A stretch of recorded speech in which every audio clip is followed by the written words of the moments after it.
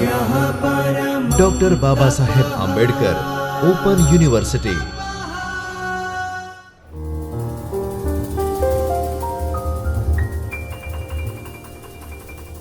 નમસ્કાર વિદ્યાર્થી મિત્રો, ડૉક્ટર બાબા સાહેબ આંબેડકર ઓપન યુનિવર્સિટીના જ્યોતિર્મય પરિસર ખાતે આવેલ ચૈતન્ય સ્ટુડિયોમાંથી હું ડૉક્ટર કૃણાલ મિસ્ત્રી આપ સૌનું હાર્દિક સ્વાગત કરું છું. વિદ્યાર્થી મિત્રો, આજે આપણે તૃતીય વર્ષ બીકોમમાં આંકડાશાસ્ત્ર, જેનો કોડ છે BCSTAN 306, જેમાં ભાગ 2માં એકમ નંબર 7 સહસંબંધ વિશે ચર્ચા કરીએ. સહસંબંધમાં આપણે એની વ્યાખ્યા સાથે સાથે જે સહસંબંધ શોધવાની જે રીત છે એ રીત વિશે ચર્ચા કરી હતી. મુખ્યત્વે 3 રીતનો ઉપયોગ થાય છે, જેમાં એક વિકર્ણ આકૃતિની રીત, સાથે સાથે કાર્લ પિયર્સનની જે ગુણન પ્રઘાતની રીત છે તેનો ઉપયોગ કરી શકાય, અને ત્રીજી આવે સ્પીયરમેનના ક્રમાંક સહસંબંધની રીત. તો જેમાંથી આપણે વિકર્ણ આકૃતિની રીત વિશે સમજ્યા હતા અને કાર્લ પિયર્સનની જે રીત છે તેની ચર્ચા કરી હતી અને એક એનું ઉદાહરણ પણ શીખ્યા હતા. આજે એનાથી આગળ બીજા અમુક દાખલાની ગણતરી કરીશું. તો એક સીધી રીતનો દાખલો અહીંયા જોઈએ કે જેમાં કાર્લ પિયર્સનની રીત, અલગ અલગ ઘણા બધા સૂત્ર કાર્લ પિયર્સનની રીતમાં આપણે ઉપયોગ કરી શકીએ છીએ સહસંબંધ શોધવા માટે. ટૂંકી રીત આવે છે, સીધી રીત આવે છે, બરાબર. તો એમાં આપણે અહીંયા સીધી રીતનો એક દાખલો જોઈએ કે આપેલ માહિતી ઉપરથી ભાઈ અને બહેનની ઊંચાઈના કાર્લ પિયર્સનના સહસંબંધાંકની ગણતરી કરો. ક્યાંય તમને દાખલામાં એવું નહીં કીધું હોય કે આમાં તમારે સીધી રીત ઉપયોગ કરવાની છે, ટૂંકી રીત ઉપયોગ કરવાની છે. એ આપણે જાતે સમજવાનું અને જે અનુકૂળ હોય તે સૂત્રનો ઉપયોગ કરીને દાખલાની ગણતરી કરવાની રહેશે. તો અહીંયા આપણને ફક્ત એટલું જ કીધું હશે કે કાર્લ પિયર્સનના સહસંબંધાંકની ગણતરી કરવાની છે. તો અલગ અલગ ઊંચાઈ આપેલી છે. ભાઈની ઊંચાઈ આપેલી છે 65 થી લઈને 71 સુધી. બહેનની ઊંચાઈ છે અલગ અલગ છે 67, 68, 66, 69, 72, 72 અને 69. સૌથી પહેલાં જ્યારે આપણે સીધી રીતની ગણતરી કરતા હોઈએ તો એમાં પહેલાં તો એ ચેક કરવાનું કે જે મધ્યક છે બે અલગ અલગ ચલનો એક્સ અને વાયનો, એ મધ્યક પહેલાં શોધી લેવાનો. જો મધ્યક પૂર્ણાંકમાં આવતો હોય તો અહીંયા એક્સ બાર શોધીએ. એક્સ બાર શોધવા માટેનું સૂત્ર આપણને ખ્યાલ છે સિગ્મા x/n. તો સિગ્મા એક્સ એટલે એક્સનો સરવાળો કરીએ, એનું ટોટલ આવશે 476, એને ભાગ્યા n વડે, કુલ અવલોકનની સંખ્યા વડે ભાગીએ 7 વડે, તો 68 આવે છે એક્સ બાર. જ્યારે વાય બાર કરીએ તો સિગ્મા વાયનો સરવાળો કરીએ તો એનું ટોટલ આવશે 483, એને ભાગ્યા 7 કરીએ તો 69, બરાબર, 69 એનો વાય બાર આવે છે. તો અહીંયા આપણે જોઈ શકીએ છીએ કે જ્યારે એક્સ બાર અને વાય બારની ગણતરી કરી તો બંને અંક જે છે એ પૂર્ણાંકમાં આવે છે 68 અને 69, અને એ જે આપણને અવલોકનો આપેલા છે અલગ અલગ, એ અવલોકનોની આસપાસ જ છે. તો અહીંયા આપણે સીધી રીતનો ઉપયોગ કરી શકીએ, એટલે કે એક્સ માઇનસ એક્સ બાર કરી શકીએ. એક્સ માઇનસ એક્સ બાર એટલે 65માંથી આપણે 68 બાદ કરીએ, -3 આવશે. 66માંથી 68 બાદ કરીએ, -2. 67માંથી 68 બાદ કરીએ તો -1 આવશે. એવી જ રીતે બાકીના અવલોકનોને બાદ કરતું જવાનું. એક્સ માઇનસ એક્સ બાર, જે એક્સની સંખ્યા છે એને એક્સ બારમાંથી માઇનસ કરવાની. 69 - 68 કરીએ એટલે 1 આવે, 70 - 68 2 આવશે, અને 71 - 68 3 આવશે, બરાબર. ફક્ત એક્સ માઇનસ એક્સ બાર નહીં ચાલે. આપણે જ્યારે સીધી રીતનો ઉપયોગ કરતા હોઈએ તો આર શોધવા માટેનું સૂત્ર આપણને ખ્યાલ હોવું જોઈએ. તો સૌથી પહેલાં આપણે સૂત્ર યાદ રાખવાનું, એટલે એના ઉપરથી ગણતરી ઇઝી થઈ જાય. તો આર બરાબર sigma x minus x bar Y minus Y બાર છેદમાં પહેલા વર્ગમૂળમાં સિગ્મા એક્સ માઇનસ એક્સ બારનો વર્ગ, બીજા વર્ગમૂળમાં સિગ્મા વાય માઇનસ વાય બાર સ્ક્વેર. તો અહીંયા સૌથી પહેલાં આપણને x minus x bar Y minus Y બાર જોઈશે, એનો સ્ક્વેર પણ જોઈશે, બરાબર, અને એનો સરવાળો આપણે કરીશું. તો એક્સ માઇનસ એક્સ બાર શોધ્યું, એનો સ્ક્વેર કરીએ. એનો સ્ક્વેર કરવા માટે -3નો સ્ક્વેર +9 આવશે, -2નો સ્ક્વેર 4 આવશે, 1નો સ્ક્વેર 1 જ આવશે, બરાબર. એવી જ રીતે 1 4 9 એનો સરવાળો કરીએ એટલે આપણને અહીંયા મળી જશે સિગ્મા એક્સ માઇનસ એક્સ બારનો સ્ક્વેર, બરાબર. Sigma x minus x bar square આવશે 28. એવી જ રીતે વાય માટે શોધવાનું. તો વાય માઇનસ વાય બાર કરીએ. વાય બાર આપણે ઓલરેડી પહેલાં જ શોધ્યો 69. તો 67માંથી 69 બાદ કરીએ તો -2, 68માંથી બાદ કરીએ -1, -3, 0, 3, 3 ને 0. એનો સ્ક્વેર કરી દેવાનો, બરાબર. તો એનો વર્ગ કરીએ તો -2 નો વર્ગ 4, 1, 9, 3 નો વર્ગ 0, 9, 9, 0 અને એનું ટોટલ કરીએ તો આપણને મળશે સિગ્મા વાય માઇનસ વાય બાર નો વર્ગ, 32 આવશે જવાબ.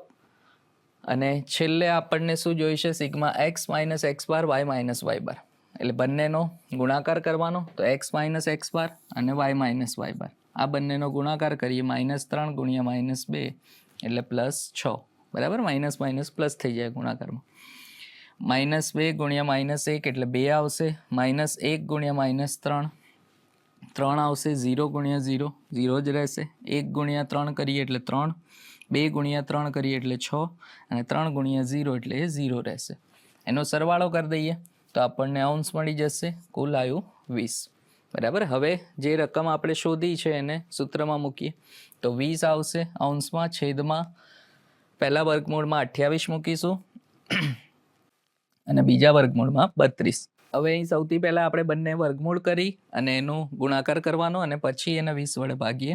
તો 20 ભાગ્યા જે પણ જવાબ આવશે એને ભાગીશું તો આરનો આપણને મળશે 0.668, બરાબર, 0.668. તો આ રીતે જ્યારે આપણે કાર્લ પિયર્સનની સીધી રીતનો ઉપયોગ કરતા હોઈએ તો જવાબ મેળવી શકાય. ત્યારબાદ બીજો એક દાખલો આપણે જોઈએ. તો અહીંયા ટૂંકી રીતનો ઉપયોગ કરીને કઈ રીતે ગણતરી થાય કાર્લ પિયર્સનના સૂત્રની મદદથી. તો આપેલ માહિતી પરથી કાર્લ પિયર્સનનો સહસંબંધાંક શોધવાનો છે. એક્સ અને વાય બંનેના અવલોકનો આપેલા છે આપણને. તો 78, 89, 96 એવી રીતે અલગ અલગ આપેલા છે. વાય આપેલું છે. અહીંયા આપણને એ કીધેલું છે કે એક્સ અને વાયના ધારેલ મધ્યકો, જ્યારે ધારેલ મધ્યકની રીતનો ઉપયોગ કરતા હોઈએ તો અહીંયા તમને આપેલું છે કે ધારેલ મધ્યક એક્સ માટે 69 અને વાય માટે 112, બરાબર. 69 અને 112 આ બંને રકમનો ઉપયોગ કરી આપણે સહસંબંધાંક શોધવાનો.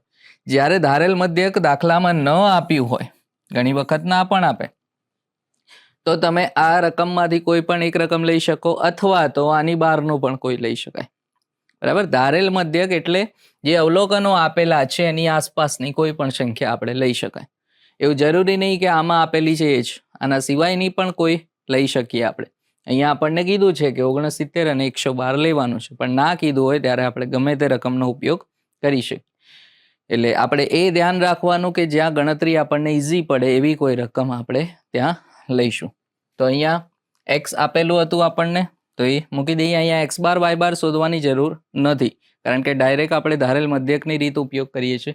એટલે એક્સ માઇનસ એ એટલે જે એક્સનો ધારેલ મધ્યક છે તે. તો અહીંયા આપણને આપેલું હતું તો પહેલા તફાવત શોધીએ, ડીએક્સ, બરાબર. એક્સ માટેનો તફાવત એક્સ માઇનસ 69 આપણને કીધેલું હતું કે 69 તમારે લેવાનું છે એક્સ માટે. તો 78 માઇનસ 69 9, 89 માઇનસ 69 20 આવશે, 96 માઇનસ 69 27. એવી જ રીતે જે પણ રકમ આપેલી છે એ બધી 69માંથી માઇનસ કરતું જવાનું. તો એનો સરવાળો કરીએ એટલે સિગ્મા ડીએક્સ આવશે 47. એનો સ્ક્વેર કરવાનો છે, આનો વર્ગ કરીએ. 9 નો વર્ગ આવશે 81, 20 નો 400, 27 નો 729, -10 એનો 100 આવશે, +10 નો પણ 100, -1 નો 1 અને 8 નો 64. એનો સરવાળો કરીએ એટલે સિગ્મા ડીએક્સ સ્ક્વેર મળશે આપણને 1475. એવી જ રીતે વાય માટે આપણને કહેલું હતું કે 112 લેવાની છે રકમ. તો 112 માઇનસ કરતું જવાનું, 125 માંથી 112 બાદ કરવાની, 137 માંથી 112, 156 માંથી 112, એવી રીતે તમામ અવલોકનોને 112માં માઇનસ કરતા જવાનું.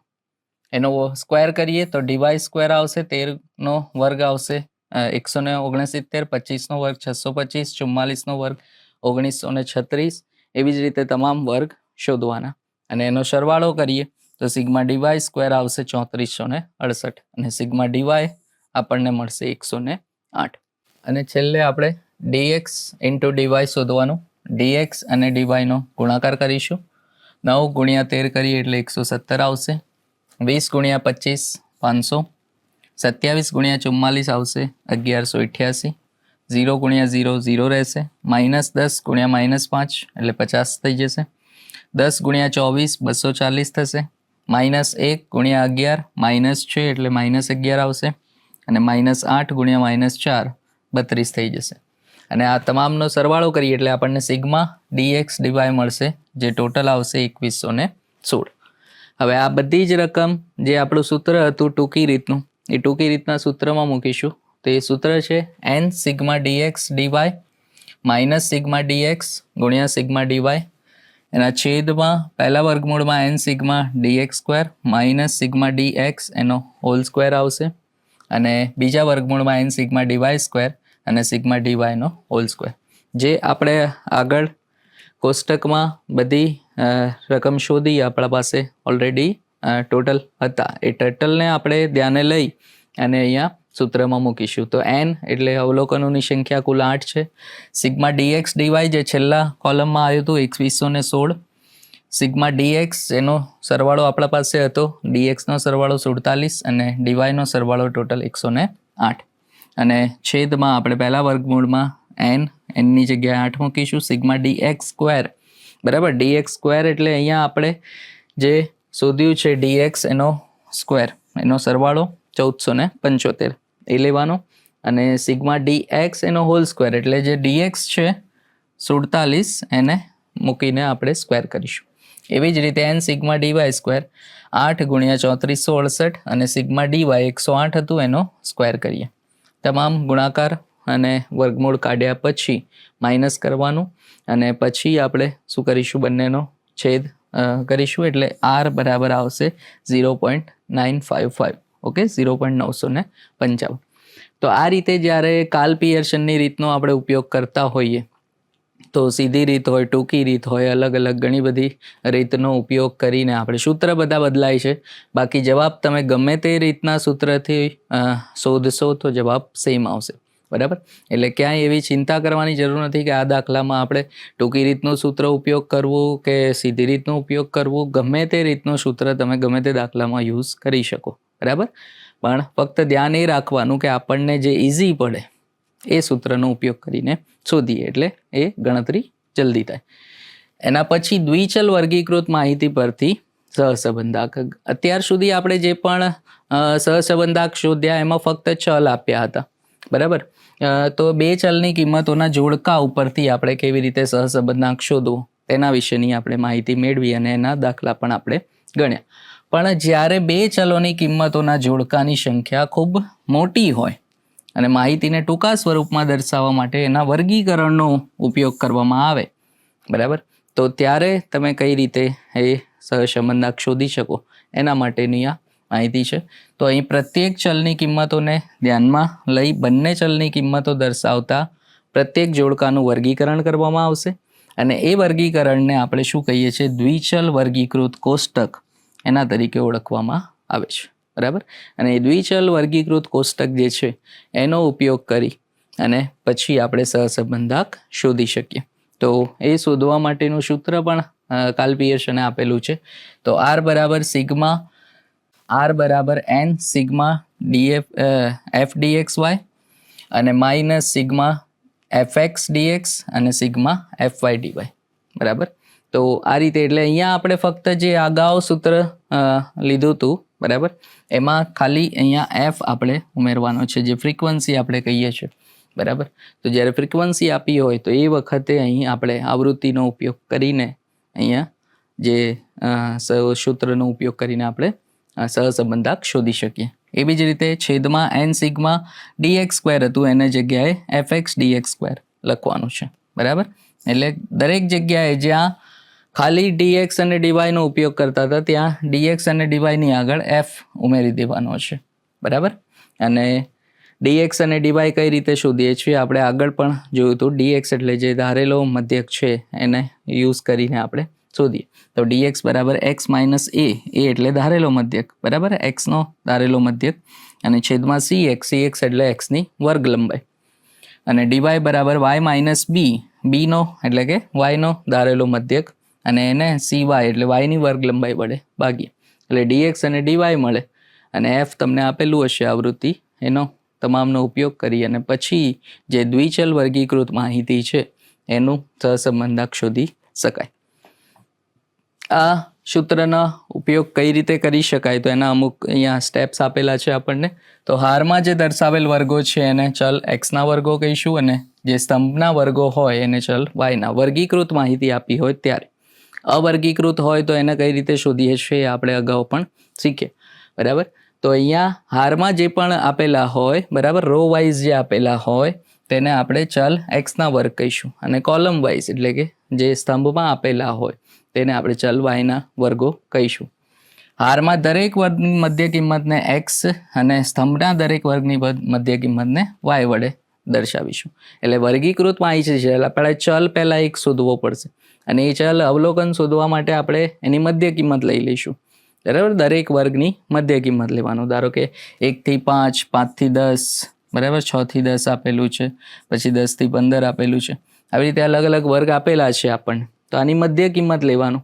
તો જે હાર આપેલી હોય બરાબર તો એ હારના દરેક વર્ગની મધ્ય કિંમતને આપણે એક્સ તરીકે અને જે સ્તંભ આપેલા છે આ સ્તંભ તરીકે બરાબર. એવી જ રીતે હાર આપ્યા હોય કે 0 થી 2, 2 થી 4, 4 થી 6 બરાબર. તો આની જે મધ્ય કિંમત આવશે એને આપણે હાર જે હોય એની એક્સ અને સ્તંભ જે હોય એની વાય તરીકે દર્શાવીશું.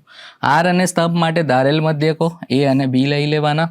પછી જે એક્સની વર્ગ લંબાઈ છે CX અને વાયની વર્ગ લંબાઈ છે CY એની મધ્ય કિંમતનો ઉપયોગ કરી આપણે DX અને DYનું સૂત્ર જે અગાઉ સમજ્યા તે રીતે યુઝ કરવા.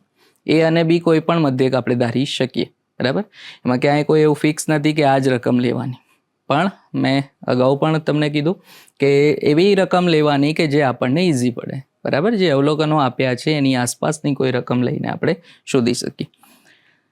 આટલું શોધાઈ જાય પછી આપણે શું કરવાનું, જે આવૃત્તિ આપેલી છે એફ આપેલો છે અને DX સાથે ગુણાકાર કરવાનો એટલે આપણને સિગ્મા FX DX મળશે.